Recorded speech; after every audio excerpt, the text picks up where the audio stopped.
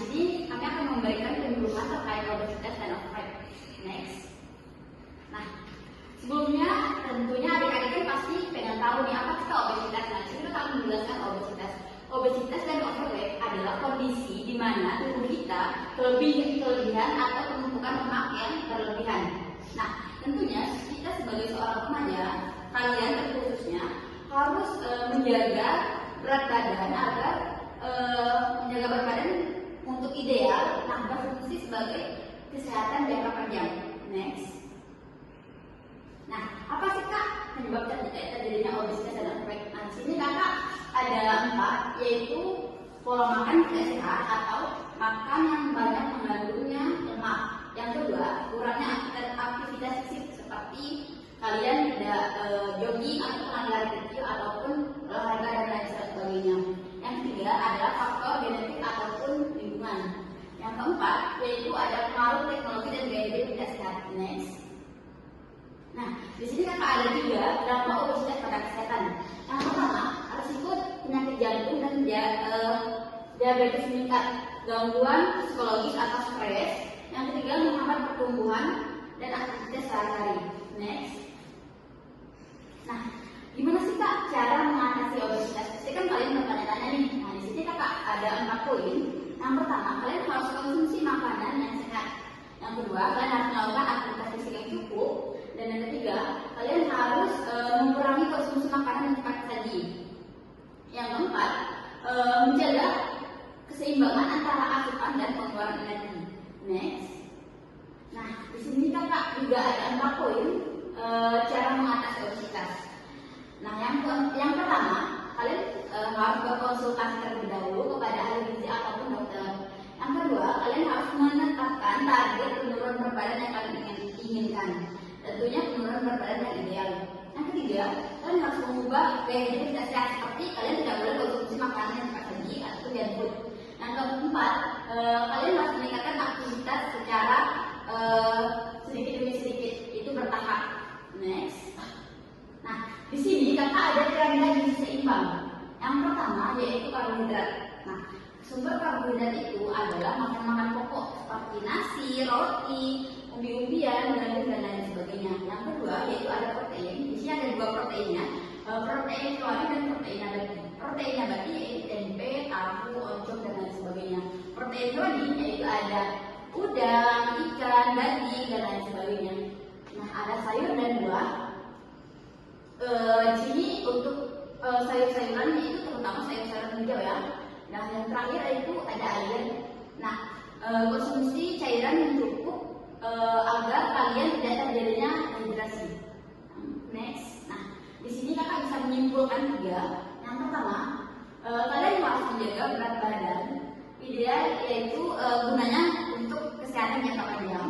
Yang kedua, kalian harus menerapkan gaya hidup yang sehat seperti ini atau dari sekarang ya. Yang ketiga, yaitu atau yang terakhir, mulailah dengan langkah kecil agar kalian bisa bertahap dari yang kecil ke sedang ke besar.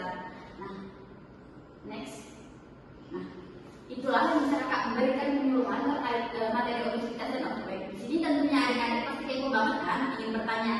Kakak persilakan untuk adik-adik yang ingin bertanya. Saya Kak. Baik, di sini karena adik-adiknya ingin bertanya semua, Kakak persilakan untuk adik yang pertama, silakan. Oke, perkenalkan Kak, saya Nabila. Saya ingin bertanya untuk pengaruh obesitas itu, maksud saya sebenarnya obesitas itu terjadi karena kita tidak disiplin oleh diri kita sendiri atau ada faktor lainnya Kak. Itu saja Kak, terima kasih. Baik, untuk adik yang kedua silakan. Kak, di sini gimana tips kita yang lumayan malas untuk berolahraga untuk menjaga berat badan yang ideal? Baik, terima kasih adik. Untuk adik yang ketiga silakan Baik pertanyaannya. Kak, terima kasih. Perkenalkan nama saya Dina. Di sini saya ingin bertanya tentang slide. Boleh Kak minta slide piramida ini? Baik, sebentar ya. Nah, di piramida gizi seimbang kan ada karbohidrat, protein, sayur, buah, dan air. Untuk semua itu porsinya kira-kira berapa Kak? Atau sesuka saya, mau karbohidratnya seberapa beratnya, mau proteinnya berapa? Baik, bagus banget. Pertanyaan adik yang ketiga, Kakak tampung dulu ya. Pertama itu pertanyaan adik yang kedua, silakan. Perkenalkan, nama saya Mutiara. Di sini saya ingin bertanya, apakah mitos atau fakta kalau kita makan malam itu bisa menyebabkan obesitas? Itu saja Kak. bagus banget pertanyaannya. Sebelumnya kakak izin diskusi terlebih dahulu dengan Kak Najwa untuk menjawab pertanyaan adik ya. Baik. Baik, Baik, Kak. Kak. Baik, Adik Nabila, kakak izin menjawab ya pertanyaannya. Apakah kedisiplinan diri tadi dapat menyebabkan obesitas ya? Sebenarnya itu tidak selalu ya, Dik, karena kan obesitas ini memiliki beberapa faktor seperti faktor metabolisme hormonal, itu seperti hipotiroidisme dan juga adanya efek samping dari gangguan konsumsi berkelanjutan obat-obatan dan juga adanya gangguan mental seperti binge eating disorder dan juga adanya gangguan dari genetik. Jadi menganggap obesitas sebagai tidak kedisiplinan diri itu dianggap sebagai stigma yang tidak adil gitu deh. Oke, makasih ya Kak Najwa. Iya, sama-sama. Kita lanjut ke pertanyaan siswa ya. Bagaimana cara kita untuk berolahraga sekarang kita tuh malas dan sebenarnya kayak gitu ya. Sebenarnya kita bisa mulai dari aktivitas kecil. Kita bisa jalan santai 15 sampai 30 menit aja nih di dalam rumah. Kita bisa jalan-jalan keliling-keliling rumah. Kita mulai dari hal-hal kecil seperti itu. Baru nanti kita lanjut naik step ke berjalan. Oke, begitu deh jadinya. Baik, Kak. Terima kasih. Iya, sama-sama.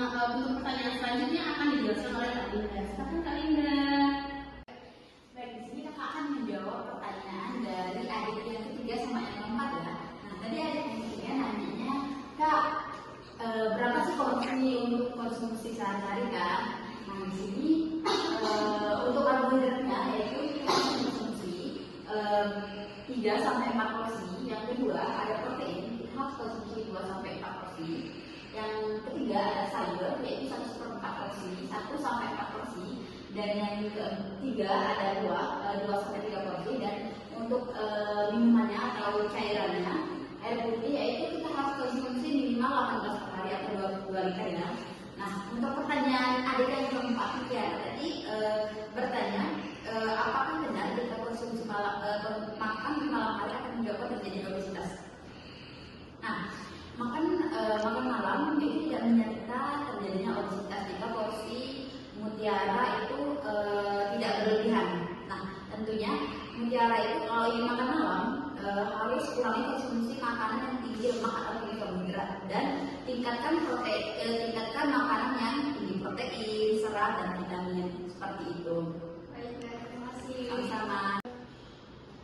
Baik, begitu ya adik. Apakah sudah cukup jelas dari penjelasan kakak sama kakak Najwa? Jelas, Kak. Oke, adik-adik kita sudah sampai di sesi penutup. Terima kasih atas antusias kalian dan juga waktu yang telah kalian berikan. Kami berharap materi yang telah sampaikan ini dapat menjadi langkah awal kalian untuk berubah perilaku menjadi lebih baik. Tentunya bisa diterapkan adik-adik di kehidupan sehari-hari ya. Iya, betul sekali Kak. Baik untuk Kak Najwa dan juga Kak Linda, kami minta maaf jika ada yang salah dari perkataan dan juga perbuatan kami. Kami pamit undur diri. Wassalamualaikum